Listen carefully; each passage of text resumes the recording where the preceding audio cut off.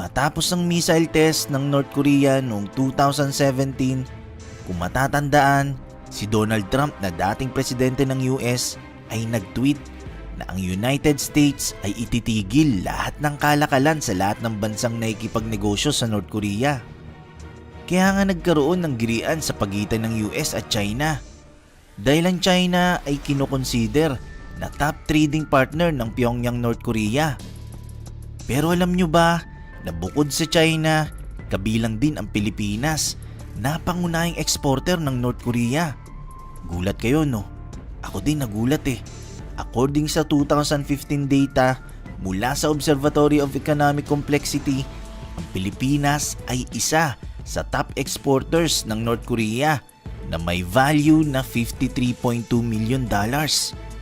Pero ang tanong, ano nga bang ine-export ng Pilipinas sa North Korea? Actually, 20% dito ay integrated circuits, 13% ay copper ore, 8.2% ay mga computers, 6.9% ay printed circuit boards, 6.7% naman ay mga paper containers, at 4.5% na oscilloscopes. Di lang yan, nag-e-export din sila ng mga routine, woodworking machines, semiconductor devices, bananas, at office machine parts. Pero ang tanong, papaano nangyari yun? Alam naman natin na ang matagal ng kaalyado ng Pilipinas ay South Korea at hindi ang North. Kung babalikan ng kasaysayan noong Korean War, ang Pilipinas ay naging kaalyado ng South Korea laban sa North. So ang effort ng Pilipinas para matulungan ang South Korea noong giyera ay mag-establish ng relasyon sa pagitan ng dalawang bansa noong 1970s. Pero ang efforts na ito ay hindi nakitaan ng significant development noong 1980s. Isa sa factors na humahadlang sa efforts na to ay ang traditional anti-communist foreign policy that time. Dahil may issue noong panahon na ang North Korea ay sinusuportahan ang komunistang partido sa Pilipinas at ang arm wing nito na NPA o New People's Army. Kaya ang relasyon ng South Korea at Pilipinas ay hindi na ganong na-develop. Noong 1998, sa naganap na ASEAN Regional Forum, ang Pilipinas ay nag-initiate na iproseso ang pag-admit sa North Korea bilang member of the forum. Pero sa huli, ang mga Southeast Asian countries tulad ng Brunei at Pilipinas ay dapat daw muna mag-establish ng formal relations sa North Korea bago ito maka-join sa ASEAN Regional Forum o ARF. Ang foreign minister ng North Korea at Pilipinas ay nag-meet sa New York noong September 1999 in the sidelines of the UN General Assembly para i-discuss ang improvement ng bilateral ties. Nasundan pa itong meeting ng North Korea at Pilipinas sa Colombia during the Non-Aligned Movement Conference noong April 2000 na kung saan nagkasundo sila sa principle na mag-establish ng diplomatic relations. Ang Pilipinas at North Korea ay formally na-establish ang diplomatic relations noong July 12, 2000 nung pumirma ang dalawang bansa ng tinatawag na Joint Communique sa pamamagitan ng Filipino Foreign Affairs Secretary Domingo L. Siazon Jr. at North Korean Ambassador ng Thailand na si Jo In-chol. Ginanap ito sa isang seremonya na ginanap sa opisina ng DFA o Department of Foreign Affairs sa Pasay. Sa buwan ding yun, nakapag-join na rin sa wakas ang North Korea sa ASEAN Regional Forum. Ang Pilipinas ang kahuli-huliang Asian countries na nag-establish ng official diplomatic relations sa North Korea. So nagkaroon pa ng development ang relasyon sa pagitan ng dalawang bansa. Nireport noong early 2010 na ang North Korea ay nag-propose na magtayo ng resident embassy sa Manila. Kaso, opisyal itong nireject ng Pilipinas. Ayon sa report, ang rejection ay dahil ang Philippine authorities ay nagsususpecha sa North Korean diplomats dahil that time, kilala ng North Korea sa reputasyon nito na nagkakandak ng mga extra diplomatic activities tulad ng smuggling at pamimeke ng pera kung napanood niyo yung video ko tungkol dyan. Ngunit pinabulaanan ng balitang yan ng Philippine Foreign Secretary na si Shazon. Ayon sa kanya, hindi naman daw nag-request ang North Korea ng ganun at nanatili pa ring open ang bansa para sa expansion ng diplomatic ties sa North Korea.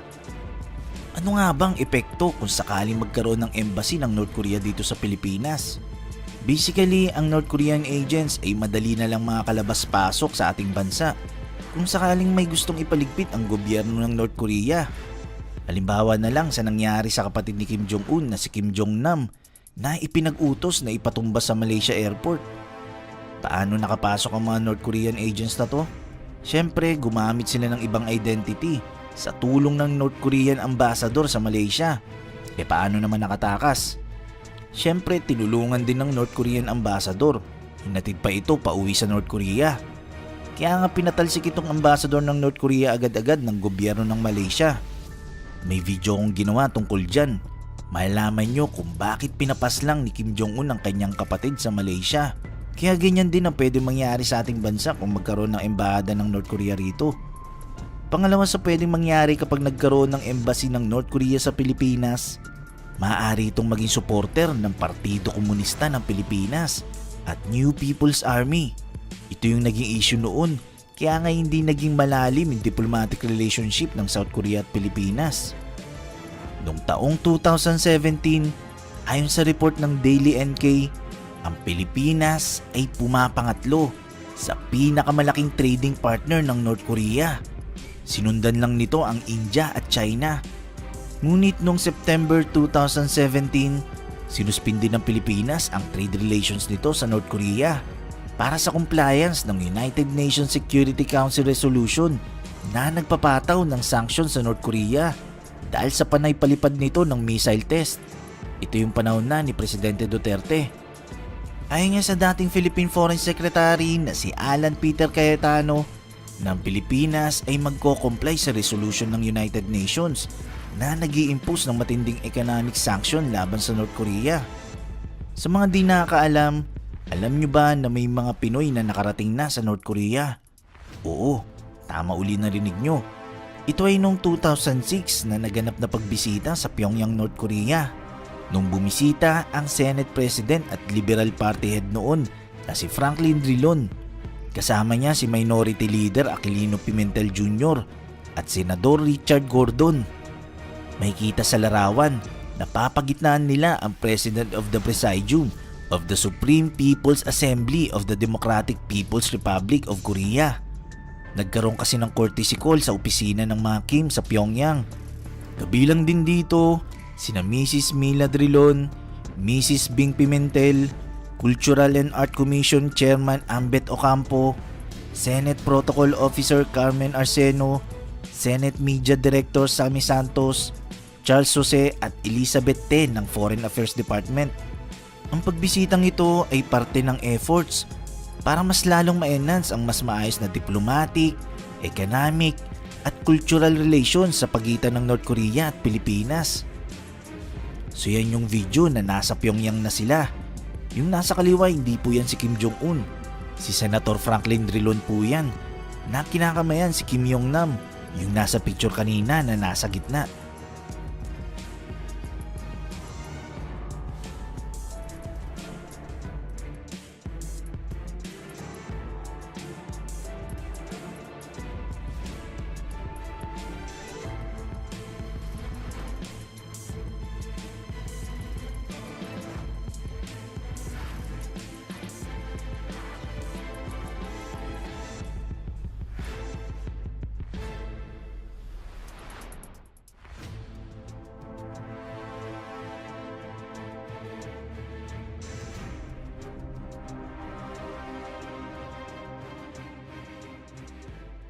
Matapos ang missile test ng North Korea noong 2017, kung matatandaan, si Donald Trump na dating presidente ng US ay nag-tweet na ang United States ay ititigil lahat ng kalakalan sa lahat ng bansang nakikipagnegosyo sa North Korea.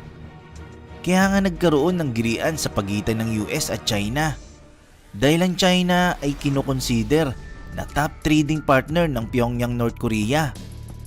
Pero alam nyo ba na bukod sa China, kabilang din ang Pilipinas na pangunahing exporter ng North Korea. Gulat kayo, no? Ako din nagulat eh. According sa 2015 data mula sa Observatory of Economic Complexity, ang Pilipinas ay isa sa top exporters ng North Korea na may value na $53.2 million. Pero ang tanong, ano nga bang ine-export ng Pilipinas sa North Korea? Actually, 20% dito ay integrated circuits, 13% ay copper ore, 8.2% ay mga computers, 6.9% ay printed circuit boards, 6.7% naman ay mga paper containers, at 4.5% na oscilloscopes. Di lang yan, nag-e-export din sila ng mga routine, woodworking machines, semiconductor devices, bananas, at office machine parts. Pero ang tanong, papaano nangyari yun? Alam naman natin na ang matagal ng kaalyado ng Pilipinas ay South Korea at hindi ang North. Kung babalikan ng kasaysayan noong Korean War, ang Pilipinas ay naging kaalyado ng South Korea laban sa North. So ang effort ng Pilipinas para matulungan ang South Korea noong giyera ay mag-establish ng relasyon sa pagitan ng dalawang bansa noong 1970s. Pero ang efforts na ito ay hindi nakitaan ng significant development noong 1980s. Isa sa factors na humahadlang sa efforts na to ay ang traditional anti-communist foreign policy that time. Dahil may issue noong panahon na ang North Korea ay sinusuportahan ang komunistang partido sa Pilipinas at ang armed wing nito na NPA o New People's Army. Kaya ang relasyon ng South Korea at Pilipinas ay hindi na ganong na-develop. Noong 1998, sa naganap na ASEAN Regional Forum, ang Pilipinas ay nag-initiate na iproseso ang pag-admit sa North Korea bilang member of the forum. Pero sa huli, ang mga Southeast Asian countries tulad ng Brunei at Pilipinas ay dapat daw muna mag-establish ng formal relations sa North Korea bago ito maka-join sa ASEAN Regional Forum o ARF. Ang foreign minister ng North Korea at Pilipinas ay nag-meet sa New York noong September 1999 in the sidelines of the UN General Assembly para i-discuss ang improvement ng bilateral ties. Nasundan pa itong meeting ng North Korea at Pilipinas sa Colombia during the Non-Aligned Movement Conference noong April 2000 na kung saan nagkasundo sila sa principle na mag-establish ng diplomatic relations. Ang Pilipinas at North Korea ay formally na-establish ang diplomatic relations noong July 12, 2000 nung pumirma ang dalawang bansa ng tinatawag na Joint Communique sa pamamagitan ng Filipino Foreign Affairs Secretary Domingo L. Siazon Jr.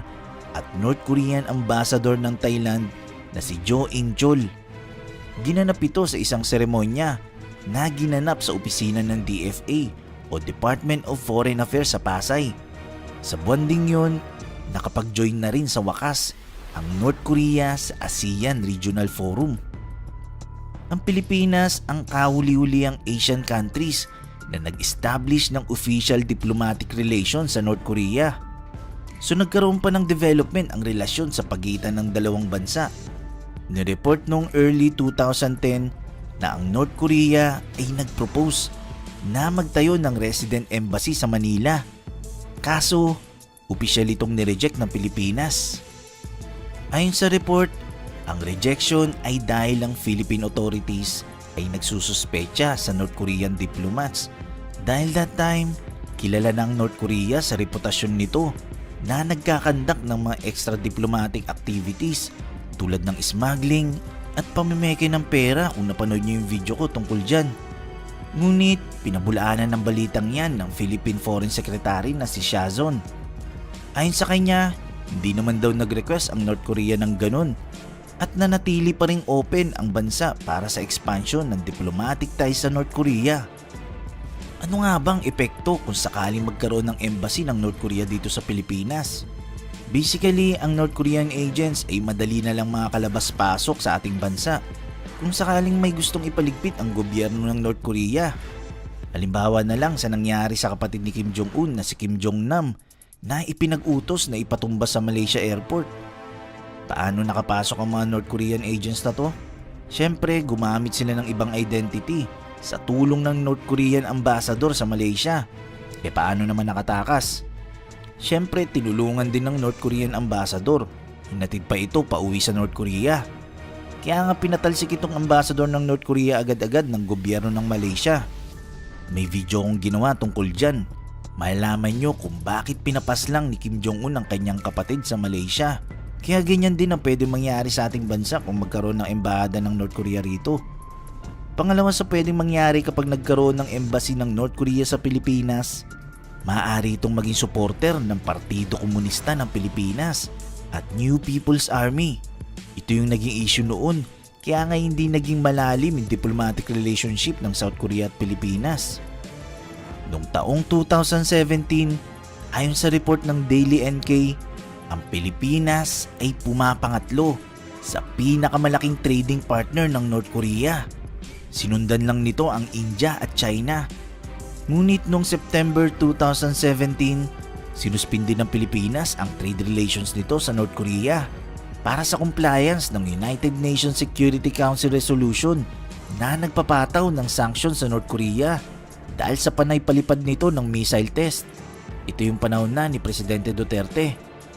Ayon nga sa dating Philippine Foreign Secretary na si Alan Peter Cayetano, ng Pilipinas ay magko-comply sa resolution ng United Nations na nag-i-impose ng matinding economic sanction laban sa North Korea. Sa mga di nakakaalam, alam nyo ba na may mga Pinoy na nakarating na sa North Korea? Oo, tama uli narinig nyo. Ito ay noong 2006 na naganap na pagbisita sa Pyongyang, North Korea. Nung bumisita ang Senate President at Liberal Party Head noon na si Franklin Drilon. Kasama niya si Minority Leader Aquilino Pimentel Jr. at Senador Richard Gordon. May kita sa larawan na papagitnaan nila ang President of the Presidium of the Supreme People's Assembly of the Democratic People's Republic of Korea. Nagkaroon kasi ng courtesy call sa opisina ng mga Kim sa Pyongyang. Kabilang din dito sina Mrs. Mila Drilon, Mrs. Bing Pimentel, Cultural and Art Commission Chairman Ambet Ocampo, Senate Protocol Officer Carmen Arseno, Senate Media Director Sammy Santos, Charles Jose at Elizabeth Ten ng Foreign Affairs Department. Ang pagbisitang ito ay parte ng efforts para mas lalong ma-enhance ang mas maayos na diplomatic, economic at cultural relations sa pagitan ng North Korea at Pilipinas. So yan yung video na nasa Pyongyang na sila. Yung nasa kaliwa hindi po yan si Kim Jong-un. Si Senator Franklin Drilon po yan na kinakamayan si Kim Yong-nam. Yung nasa picture kanina na nasa gitna.